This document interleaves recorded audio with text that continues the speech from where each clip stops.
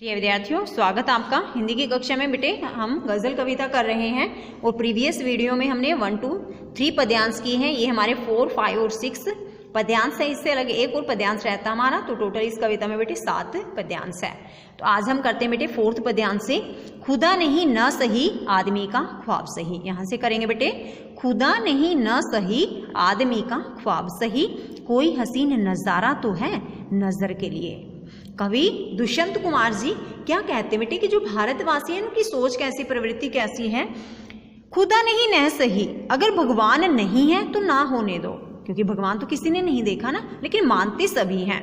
आदमी का ख्वाब सही, भले ही वह आदमी का सिर्फ ख्वाब ही क्यों ना हो, भले ही वह आदमी का सपना ही क्यों ना हो, क्योंकि हर एक भारतवासी क्या मानता है बेटे कि संसार में भगवान है। लेकिन फिर भी कवि क्या कहते हैं दुष्यंत जी कि खुदा नहीं न सही, अगर भगवान नहीं है तो न होने दो। आदमी का ख्वाब सही, भले ही यह अच्छा समय गुजारने के लिए मनुष्य का सपना ही क्यों ना हो, कोई हसीन नज़ारा तो है नज़र के लिए। अगर मनुष्य बेटे ये समझता है कि भगवान है इस दुनिया में, तो वे क्या सोचते हैं कि सही वक्त गुजारने के लिए कोई मनमोहक गुजारा तो है। यहाँ के जो धार्मिक लोगों का ना बेटे, उनको भगवान का भी सच नहीं है। वह क्या सोचता है कि भगवान क्या है बेटे, एक ख्वाब है, एक सपना है। उनका भगवान पर थोड़ा सा भी विश्वास नहीं है। लेकिन फिर भी वो क्या करते हैं, कोई क्या सोचते हैं कि अगर खुदा नहीं न सही, अगर भगवान नहीं है तो ना होने दो। आदमी का ख्वाब सही, भले ही वह आदमी का ख्वाब ही क्यों ना हो, कोई हसीन नज़ारा तो है इस नज़र के लिए।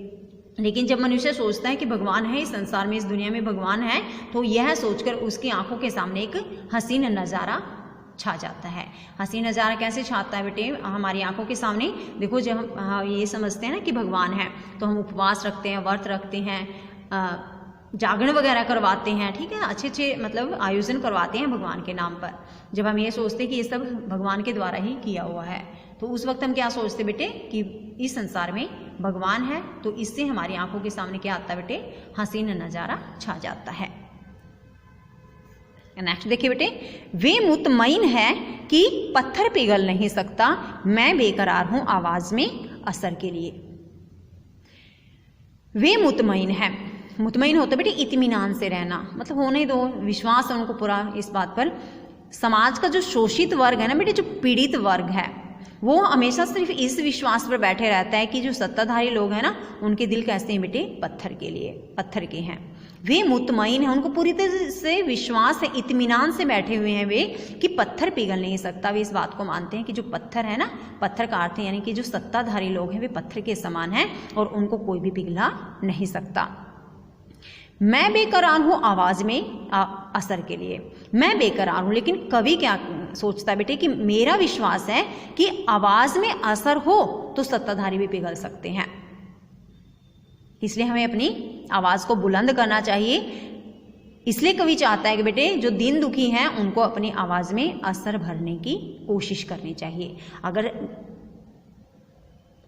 शोषित वर्ग सत्ताधारियों के विरुद्ध आवाज उठाएगा तो शायद सत्ताधारी लोगों का जो पत्थर का दिल है वो पिघल सकता है। लाइव एग्जांपल ले सकते हैं बेटे हम, शायद हर भारतवासी ही चाहते, जैसे बेटे किसान इतनी ठंड में आंदोलन कर रहे हैं सिर्फ इस आशा से कि कभी तो जो सरकार है वो पिघलेगी, लेकिन बहुत कम असर दिखाई दे रहे हैं। लेकिन बैठे क्यों हैं? क्योंकि वे चाहते हैं कि हमारी मांगों को पूरा किया जाए। हो सकता है उनके जो पत्थर के दिल है वो पिघल जाए, इसलिए कवि ने भी वही बात कही है बेटे, वे मुतमईन है कि पत्थर पिघल नहीं सकता। जो शोषित वर्ग है, गरीब पीड़ित वर्ग है, वो ये सोचते हैं बेटे कि जो सत्ताधारी लोग हैं ना, उनके जो दिल होते हैं वो पत्थर के होते हैं, और आपने तो देखा होगा कि पत्थर तो कभी भी पिघल नहीं सकता। मैं बेकरार हूं आवाज में असर के लिए, और कवि चाहता है कि मैं लोगों को इस तरह से प्रेरित करूं अपनी कविता के जरिए कि वे अपनी आवाज में असर ला सके और लोगों के जो पत्थर के दिल है ना सत्ताधारियों के, उनको भी पिघलाने की कोशिश कर सके। नेक्स्ट देखो बेटे, तेरा निजाम है सील दे जुबान शायर की, ये इतिहास जरूरी है इस बहर के लिए। तेरा निजाम होता है बेटे कोशिश करना। जो शासक लोग हैं ना, वे क्या कोशिश करते हैं, सील दे जुबान शायर की, कि जो लोग उनका विरोध करते हैं ना, वे उनकी जुबान को सील देते हैं, चुप कर देते हैं, ताकि कोई भी जो उनकी व्यवस्था है उसके विरुद्ध आवाज़ न उठाए।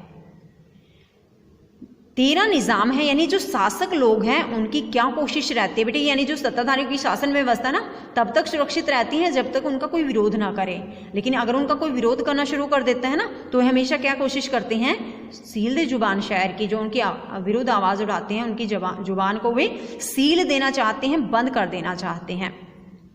ये एहतियात ज़रूरी है इस बहर के लिए, लेकिन उनके शासन के लिए यह सावधानी भी ज़रूरी है बेटे। यानी कि दूसरी तरफ हमें भी क्या करना है बेटे, जमाने के अनुसार उचित बदलाव लाने के लिए अपनी आवाज़ को बुलंद करना पड़ेगा।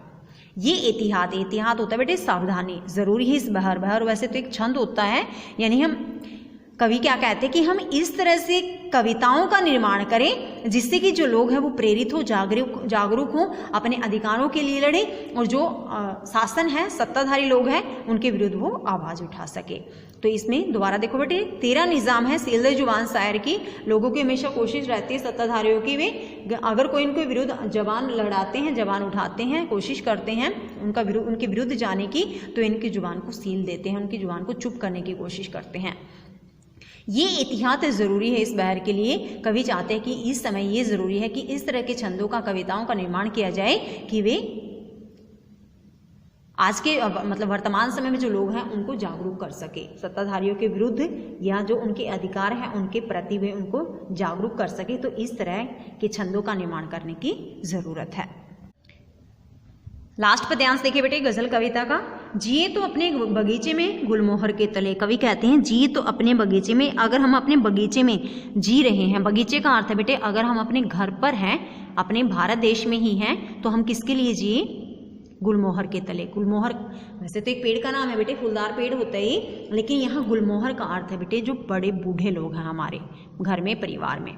अगर हम अपने घर पर जी रहे हैं तो बेटे हमें उनकी आज्ञा का पालन करते हुए हम उनकी सुख भरी छाया के नीचे रहकर अपना जीवन व्यतीत करना चाहिए। अर्थात बड़े बूढ़ों की सेवा करनी चाहिए, उनका मान करना चाहिए, उनका कहना मानना चाहिए। मरे तो गैर की गलियों में गुलमोहर के लिए। मरे तो गैर की गलियों में, अगर हम गैर की गलियों में मर रहे हैं ना, अर्थात अगर हम भारत देश से बाहर हैं, तो हमें किसके लिए मरना चाहिए, गुलमोहर के लिए। गुलमोहर का अर्थ बेटे अपने भारत देश की शान के लिए। हाँ, अगर हम भारत देश में भी नहीं हैं, अगर भारत देश पर किसी भी तरह की आंच आती है तो हमें हमेशा भारत देश की रक्षा के लिए तत्पर रहना चाहिए। इसलिए कवि ने कहा कि मरे तो गैर की गलियों में गुलमोहर के लिए। अगर हम गैर की गलियों में भी मर रहे हैं, अगर हम भारत देश से अलग भी हैं, अगर हम भारत देश की रक्षा के लिए हमारा योगदान ज़रूरी है, तो हमें हमेशा उस योगदान के लिए तत्पर रहना चाहिए। क्योंकि बेटे समाज कल्याण ही हमारा धर्म है, भारत देश की रक्षा करना ही हमारा कर्तव्य है। इसलिए यहाँ गुलमोहर का अर्थ क्या है बेटे, परिवार में जो बड़े बूढ़े लोग हैं उनके तले ना, यानी कि उनकी सुख भरी छाया के नीचे रहना चाहिए। और अगर हमारी ज़रूरत है भारत देश को, अगर हम भारत देश से बाहर भी हैं या भारत देश में रहकर भी भारत देश को हमारी ज़रूरत है, तो हमें हमेशा गुलमोहर रूपी इस भारत देश के सुंदर फूल की हमेशा रक्षा करनी चाहिए, ताकि हम अपने भारत देश का गौरवगान हमेशा कर पाएँ। तो बेटे ये थी हमारी कविता गज़ल, दुष्यंत कुमार द्वारा रचित थी, तात्पर्य अर्थ से भरपूर थी, व्यंग्यात्मक कविता थी।